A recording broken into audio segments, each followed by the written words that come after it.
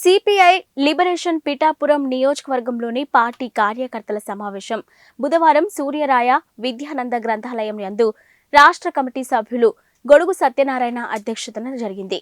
ఇక CPI liberation రాష్ట్ర కార్యదర్శి నైనాల శెట్టిమూర్తి, కేంద్ర కమిటీ సభ్యులు బుగత బంగారావులు ముఖ్య అతిథులుగా పాల్గొన్నారు.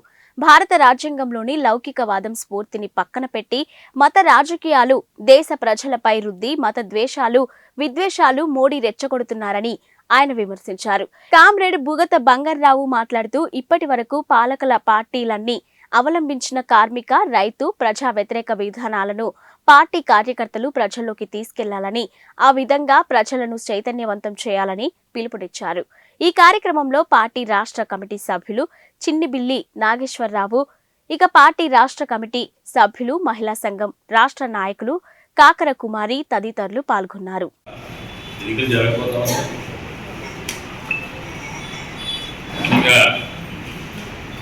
ఈ రెండు కాన్స్టిట్యూన్సీలో కూడా ప్రచారం చేయాలంటే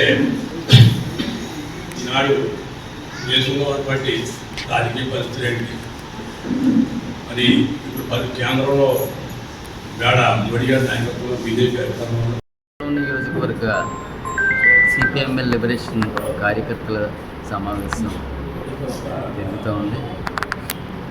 సందర్భం మనం చూసుకున్నట్లయితే రేపు 2024 ఎన్నికలకు సంబంధించి అన్ని రాజకీయ పార్టీలు ఎన్నికల సన్నాహాలు మొదలుపెట్టాయి.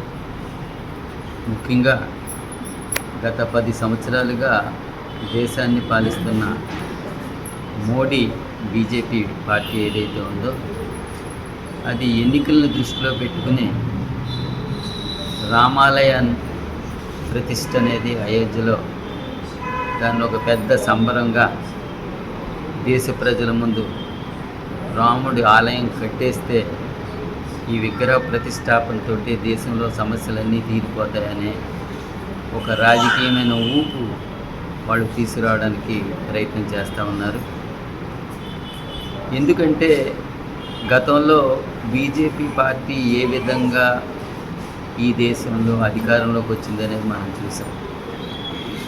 భారతదేశం ఒక లౌకిక దేశం, అంటే భిన్న మతాలు ఉన్న దేశంలో ప్రభుత్వాలు మతాల్లో జోక్యం చేసుకోకుండా రాజకీయం మతం అనేది దేనికది ప్రత్యేకంగా ఉండాలి తప్ప రాజకీయాల్లో మత జోక్యం అనేది ఉండకూడదనేది చెప్పి మన భారత రాజ్యాంగం చెబుతూ ఉంది. అయితే బీజేపీ ఒక కుట్రాపూరితంగా మొదటి నుండి హిందువులు మెజారిటీగా ఉన్న ఈ దేశంలో హిందూ ఓట్ బ్యాంక్ని మన వైపు తిప్పుకుంటే అధికారంలోకి రాగలుగుతామని చెప్పి గతంలో అయోధ్యలో మసీదును కూల్చడం జరిగింది. అప్పటి నుండి ఇప్పటి వరకు చూసుకున్నట్లయితే రాముడు అనే ఒక సింబల్ని వాళ్ళు ముందు పెట్టుకుని హిందూ ఓటును కొల్లగొట్టుకుని వాళ్ళ అధికారంలో వాళ్ళ సుస్థిరంగా కొనసాగాలని చూస్తూ ఉన్నారు.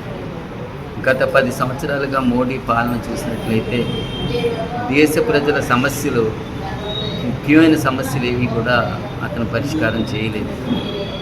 అతను హామీలు ఇచ్చిన నల్లధనాన్ని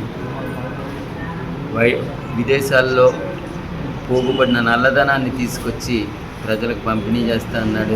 ధనజన ఖాతా, నిరుద్యోగాన్ని నిర్మూలిస్తానన్నాడు. వ్యవసాయ రంగాన్ని రైతుల ఆత్మహత్యలు లేకుండా అభివృద్ధి చేస్తానన్నాడు.